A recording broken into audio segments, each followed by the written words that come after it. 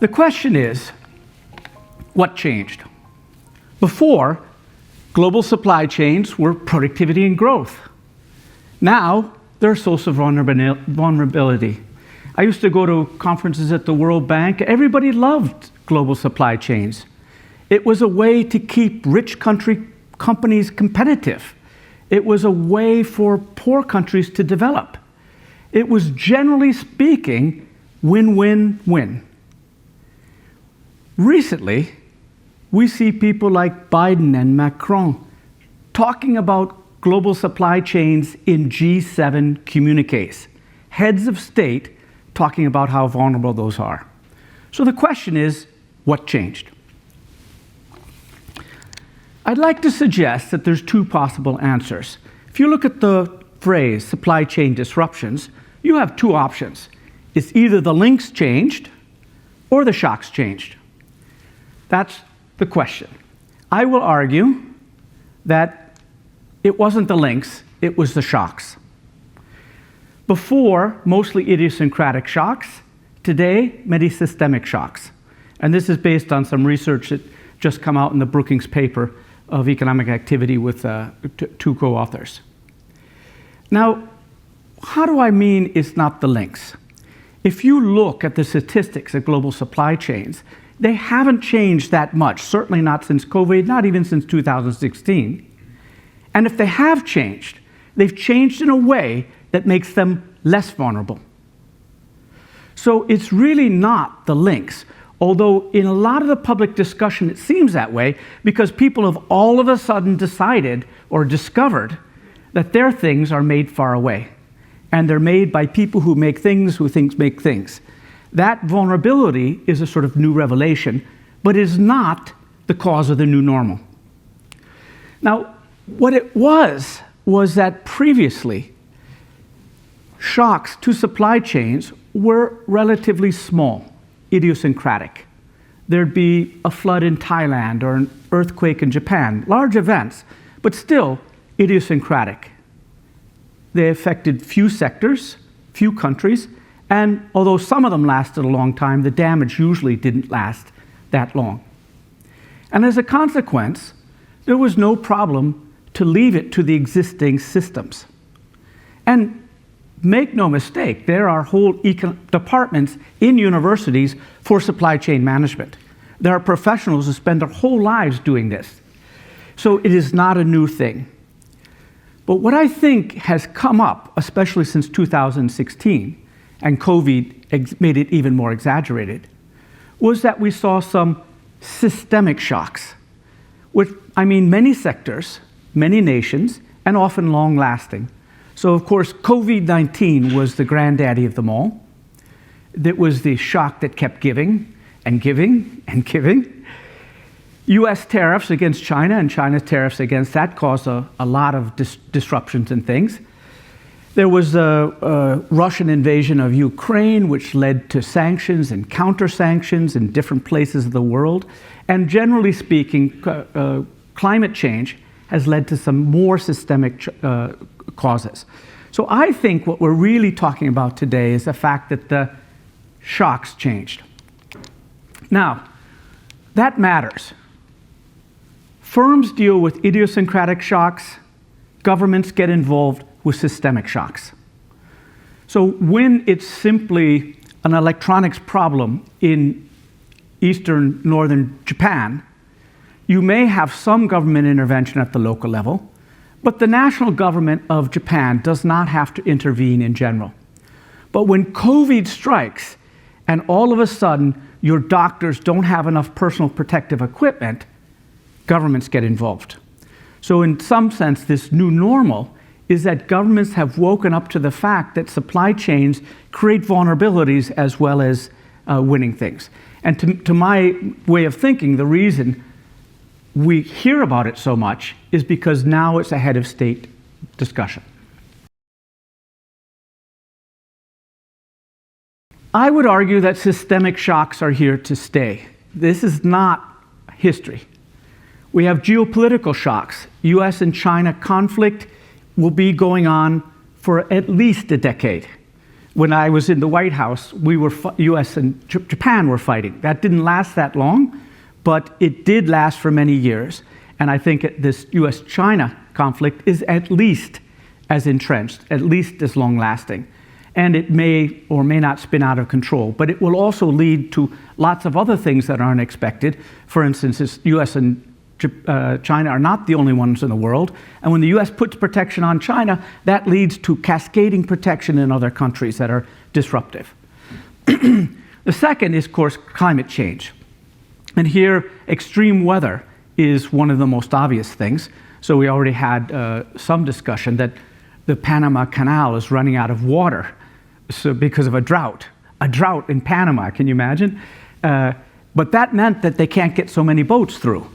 And as a consequence, lots of boats are having to go around. And then there's a Houthi, that's not a climate change one. But there is a potential for superstorms to, for example, knock off Singapore for a few months. And if it did that, that would be massively disruptive and require all sorts of reactions to that. Another one, which is not talked about as much as perhaps it should be, is these zoonotic epidemics, are when viruses go between species and then eventually get communicated to humans. And there's some argument that that's what COVID was, that there was some relatively unusual animal which then gave it to pigs, which gave it to chickens, and gave it to humans. The idea of climate change is that these animals will be migrating and coming in contact with species they weren't in contact with before. And lastly, of course, digital. It's been, Patrick mentioned it as well. Cyber failures, I think, are a real source of this. As more and more gets online, we get more and more vulnerable to breakdowns, whether they're accidental or malicious or a new form of warfare or whatever. But in any case, we have essentially putting our supply chains in a vulnerable position where we can have a systemic shock and bring down lots at the same time. Global supply chain recovery concepts. And here I just want to run through these. If you have a degree in logistics, these are not new news to you, but it bothers me that the news feeds always talk about resilience as if it's the only thing. So in this world, there's robustness and resilience. So robustness is how much it can take before it falls down. A robust supply chain, for example, is electricity for a hospital. They have the connection to the line, they have a backup generator, even in their operating room, they may have a backup generator, they may have batteries. So the whole thing is that this thing can take a huge amount before it falls down. But a lot of what businesses do is resilience, is how long it takes you to get back up. And designing supply chains to be robust versus resilient are two very, very different things, which I think is worthwhile in the discussion. Looking ahead then, if that's possible, and of course, very difficult to ask economists to look ahead, but what challenges do you see likely to persist? What are the headline challenges that you see ahead? Well, I think we've talked about them here. So there's no doubt that geostrategic tensions will be giving and giving and giving for supply shocks. And those do have a tendency to be somewhat systemic because they spread. Once you start putting protection on something, it often spreads and often in unanticipated ways. I think the climate change also has the potential to come up with enormous, difficult to anticipate things, and that I'm sure will be continuing to provide. And that digital, we haven't seen so much. I mean, we've seen a few things like a pipeline being disrupted by a hacker group or something, but I think it's possible it would go even further. And we've already touched a little bit on the importance of the role of insurance. Tell us a bit more about the supply chain risks that we cover here at Swiss Re. Yeah, Anthony, thank you. Very happy to do so. If we look at the image here up on the screen with container vessels, that's of course the most classic area that we cover through our marine book of business with containers, so cargo covers for vessels. Something that we've seen a lot of disruption on in the past few years. If you think of the port accumulations, if you think of what happened during COVID, with at some point in time, I think it was 250,000 seafarers who couldn't return to shore because of the COVID regimes, and it's easy to picture just how that much disrupted global trade patterns. And it then brings me to the second line of business that we cover within specialty, which is engineering, where, of course, if something is damaged, we will need spare parts and materials to repair. Now, the longer the lead times for those parts, the more expensive those parts then get, and the more difficult they are to procure. That drives up the costs of insurance, that drives up claims load, and it's aggravated in recent years by the availability of actually skilled labor and by the availability of things such as repair vessels that come in for offshore wind to actually perform those things. So quite an intricate mesh that all has to do with supply chains. And then the last example I just want to mention is around agriculture, where we're covering mostly crop and crop yields in different areas of the world. And of course, how much you have growing there is not only dependent on nat cats that we touched on, but also on things like seed mix and fertilizers. And especially under the recent sanctions regimes, you are very much aware that some of these fertilizers are hydrocarbon-based, so that impacted availability, that threw off trade patterns, and that had effects in places that maybe we hadn't anticipated or foreseen in how we thought about these risks. So quite a broad area there. It is indeed, and so sort of from Sonar, this is there are emerging risks, and Richard's already talked us through some of the ways that these risks are quite so dynamic. So how does the reinsurance industry adjust as these risks change and morph? So I think Richard gave us the main kind of cues as to how to think about those things. And that for me is the key starting point for us as reinsurers. We always sit at the more systemic end of risks and of accumulation. So the first really important thing is to continue to invest into our own knowledge about how the underlying risks are developing. In recent years, you've heard us speak a lot about the need to actually collect and make data across the supply chains, across the value chains more useful for modeling, because only what we can model adequately we can also price for, and at the end of the day also make insurable. So that's been a key driver. But then there is a second area, which is we do live in a data-rich world already, yes, but it's by far from complete.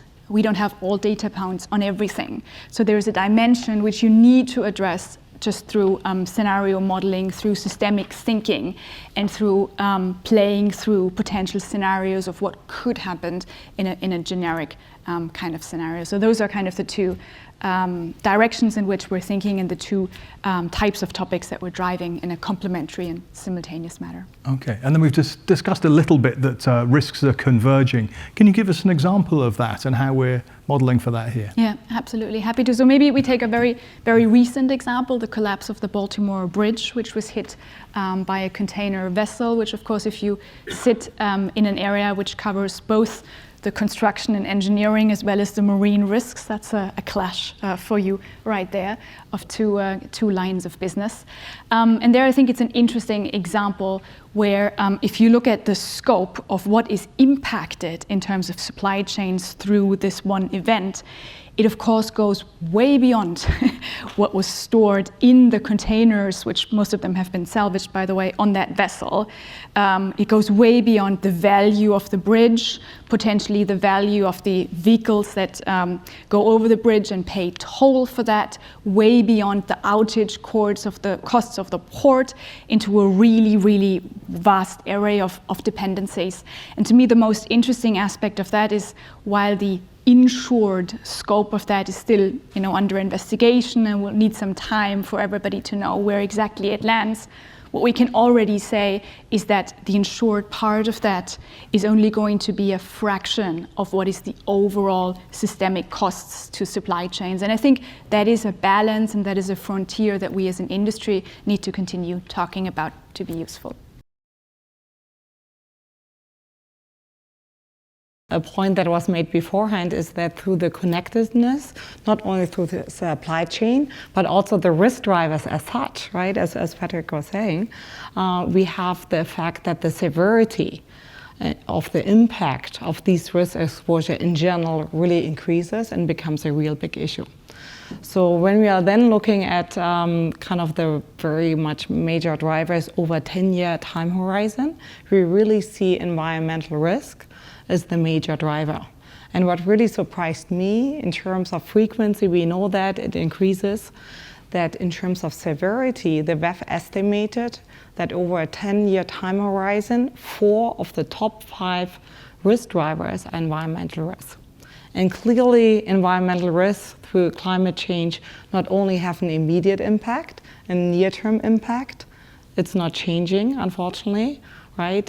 So it also has a second-tier effect. So not only the natural catastrophe risk increases, but it has a second-tier impact in terms of geopolitical, economic, regulatory, etc. So therefore, it's a really major driver, and this is something we are focusing on right now, because it's something that has been a little bit underestimated in the past, at least from a corporate risk management perspective, not from an insurance perspective.